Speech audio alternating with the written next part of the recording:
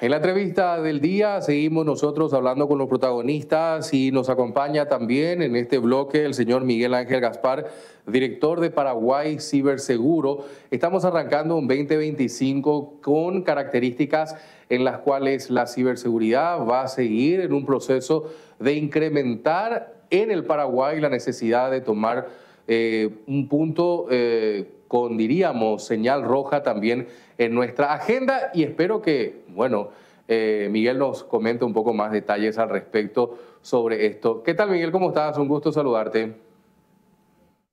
Mi querido amigo, ¿cómo está usted? Un gran abrazo, feliz año para usted, para toda la gente que siempre nos sigue y mi gratitud por todo lo que hicieron por la ciberseguridad y por nuestro trabajo también el año 2024. Seguimos en ese proceso y nos gustaría justamente tener una primera evaluación. ¿Cómo hemos terminado el 2024 en materia de ciberseguridad?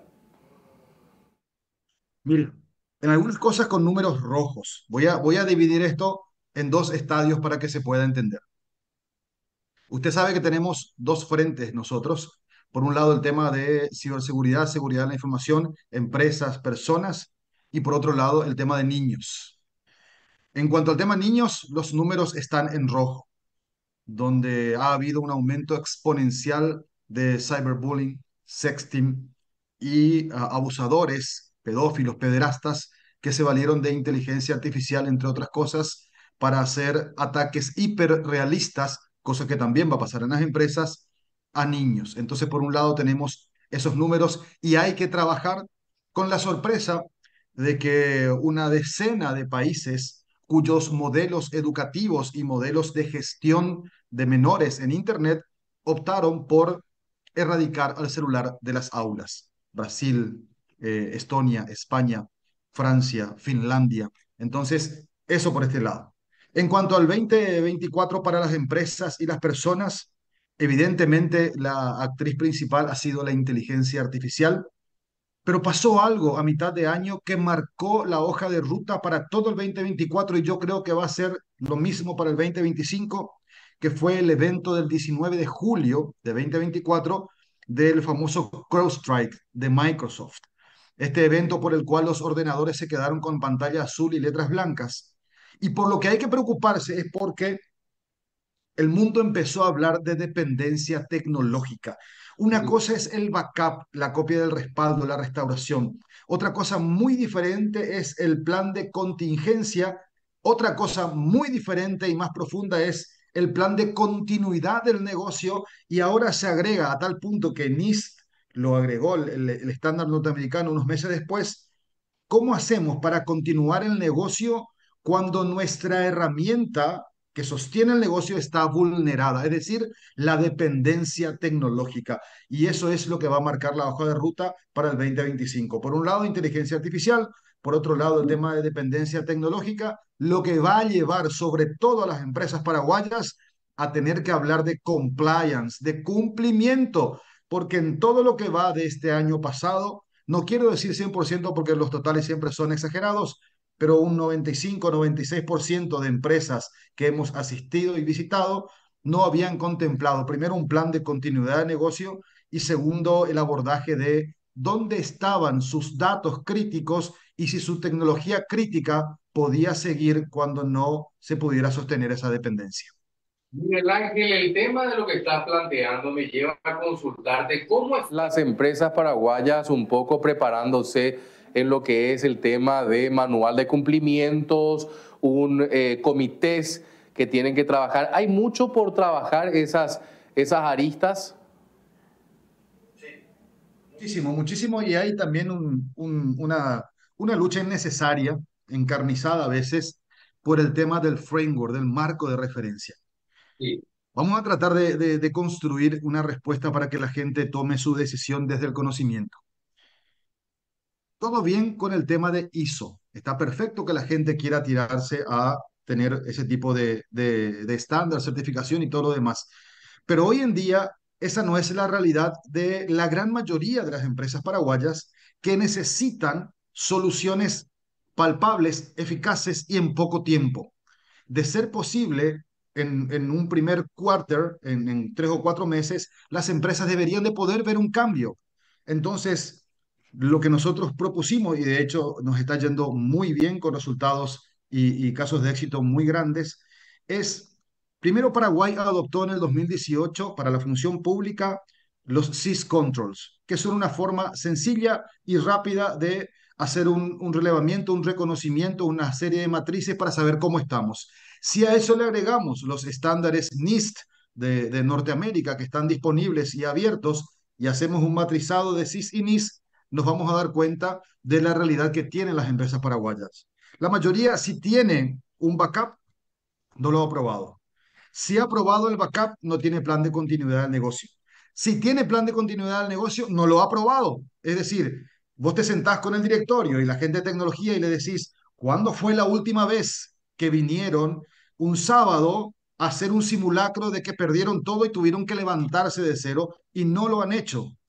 Y si no tienen plan de continuidad y van a encarar un plan para que por lo menos haya una mitigación del riesgo, tampoco lo han probado. Entonces, falta mucha capacitación, falta mucho conocimiento en cuanto a dónde está la criticidad de datos, porque fíjese usted que ha pasado algo en los últimos años que me pasa, es eso sí, un 100% en todas las empresas. Las empresas reemplazaron los mecanismos de comunicación institucional por WhatsApp. Entonces hay muchos datos que son críticos que están en los WhatsApp de los funcionarios, a veces personales, o cuyos backups apuntan a cuentas personales y no institucionales. Así que, grosso modo, mi querido amigo, ese es el estado de la mayoría de nuestras empresas. Miguel Ángel, ahí consultarte también el criterio de que a veces escucha mucho, principalmente en algunos empresarios, no, eso es muy costoso, no, eso es un gasto que a veces no tiene mucho sentido. Y te veía sonriendo en la cámara aquí justamente cuando decía esto. ¿Qué opinión te merece? Hay veces en que tengo que acordarme que tengo que responder de forma diplomática. Peor es, peor es que pierdan los datos. Acá quiero ser bien explícito con esto. Tomemos el ransomware, que es el secuestro de datos. El ransomware no tiene mitigación. El ransomware no tiene mitigación. Y si vos tenés tu backup en tu mismo servidor, peor. O tenés un backup externalizado y no lo probaste. O como ahora que tenemos ataques adaptativos en donde la inteligencia artificial ha permitido crear ransomware inteligente. Esto es ransomware que es capaz de analizar la conversación entre equipos para saber cuáles son los equipos más importantes. Entonces te vas a dar cuenta que a lo mejor ese costo de ciberseguridad, de seguridad de la información, es mucho menor al hecho de perder todo y tener que hacer todo de nuevo, todo de vuelta. La ciberseguridad, la seguridad de la información, a lo mejor a veces no son funcionales, pero te mantienen a los datos seguros. Y recordemos, amigo mío, que hoy en día el mundo está mirando el tema de la protección de datos con otros ojos. Primero, la protección de datos personales es un derecho humano de cuarta generación. Eso tiene que quedar bien claro. Segundo, todos los manuales, procedimientos, políticas y las leyes que están saliendo para poner un poco de regulación a lo que es inteligencia artificial hablan en primer lugar de ética y después de tecnología. Entonces, es hora de preguntarnos cuánto valen nuestros datos, entender que nuestros datos valen, entender que como país existe algo que se llama soberanía digital, que debe ser un problema de Estado. Saber dónde están los datos de los paraguayos, de qué manera se están tratando, de qué manera lo podemos trazar y tener la suficiencia técnica como para decir, perfecto, vamos a recibir estas donaciones en cuanto a equipos, pero tenemos que saber también qué están haciendo esos equipos con la soberanía digital que les está haciendo cedida con administración. ¿Me comprende? Ahí Miguel, eso que acabas de vital, porque hoy justamente uno de los periódicos internacionales, aquí repasamos algunas de las tapas internacionales en España, están en una puja increíble sobre el concepto de los data centers. Las empresas están trabajando en el día a día de quién se va a llevar la mayor cantidad de data centers. ¿Cómo estamos en Paraguay en este criterio? Hay una serie de tareas incumplidas desde que se empezó a tratar el tema de la agenda digital. Esa agenda digital significó entre 130 y 140 millones de dólares para una serie de cosas, como la Red Nacional de Fibra Óptica en conectividad y el data center. Yo sé que hubo muchísimos problemas en cuanto a la conformación del data center gubernamental, que después decidieron trasladar eso a otro terreno porque era altamente inundable, pero hoy la oferta de los data centers está plagada también de una serie de preguntas. Hace poco compartíamos una mesa técnica con la banca local y los procesadores de tarjetas que, por ejemplo, consultaban al gobierno en la mesa técnica sobre cuántas empresas y cuántos ministerios iban a estar metidos en el futuro data center, si era algo en relación a costo-beneficio que valía la pena, por qué, por ejemplo, no se optaba por el alquiler de uno de los oferentes de telefonía que tiene un data center certificado con Tier 3 a nivel internacional, o bien Amazon, que ahora Amazon está trabajando con Paraguay muy fuerte desde un poquito antes de la pandemia. Recordará usted que Vacunate y algunos productos de SAP o de Ande también están alojados sobre Amazon. Entonces, esa es una discusión que yo creo y hemos recomendado al MITIC que se abra a la comunidad para que la comunidad pueda entender eso. A nivel gubernamental estamos con serios problemas. Las instituciones más grandes como DENID, ministerios y demás tienen infraestructura un poco mejores que el resto, pero es un problema grave en la mayoría de los ministerios y la oferta privada supera ampliamente en cuanto a capacidad, calidad, disponibilidad lo que puede hacer la oferta pública. Si tuviese que hacer un análisis, hemos tenido algunas situaciones realmente preocupantes. Entre ellos ponemos como ejemplo el caso que se dio con el Ministerio de Educación y la información que manejaban. ¿Cómo ves un poco este año? Vamos a ver un redoblamiento, en cierta manera, de la apuesta de estos grupos que están buscando entrar a la información pública, Gaspar. Gaspar. Mire, qué buena pregunta, qué buena pregunta, porque fíjese usted, el año pasado pasó algo que nunca antes había pasado y que vamos a tener que tener en nuestro radar presente. Recordará usted que allá por el 12 o 13 de mayo fuimos víctimas de ataques hacktivistas que vulneraron un tótem frente a un famoso restaurante ahí sobre Alberdi y Estrella, un hotel en el Santa Teresa y otro hotel en Encarnación. Los ataques activistas, que para mí siguen siendo cibercriminales, no, yo por protestar por los perros o por la ballena no tengo que romper nada, pero bueno, eran ataques de propaganda pro-Palestina, pero consiguieron vulnerar una serie de equipos donde en un sistema de publicidad había cientos de equipos conectados.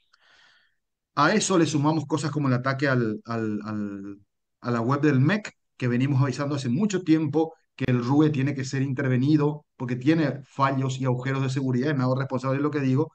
Entonces, Paraguay está en un epicentro de países que están siendo atacados de forma inmisericordia. Argentina hace 2 días nuevamente el Registro Nacional de las Personas, Chile nuevamente, Ejército chileno, tuvimos caso de Costa Rica que estuvo aislada durante casi un mes, Brasil a sus data centers bancarios. Entonces, hay una actividad sí, Quería sumar a eso que estaba diciendo Gaspar, porque Miguel Ángel, porque me parece menor también esto que se dio hace finales del año y el anuncio por parte del gobierno de los Estados Unidos de mencionar grupos de China perpetrando también posibilidades de poder acceder a información del Estado paraguayo.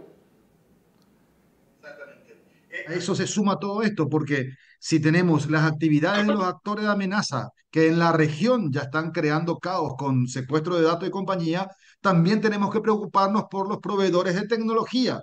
¿Por qué? Porque por alguna razón esta famosa marca, que no voy a mencionar, fue sacada de la Unión Europea en la mayoría de los países del intento de sostener la conectividad 5G, porque hay un video colgado en la página de Scotland Yard, pudieron demostrar que llevaban más datos de lo que el contrato les permitía y como sabemos hay países que tienen algo que se llama ley patriota que les obliga a los empresarios a los oferentes de productos y servicios a informar datos comportamentales al régimen chino. Entonces, esta es una realidad.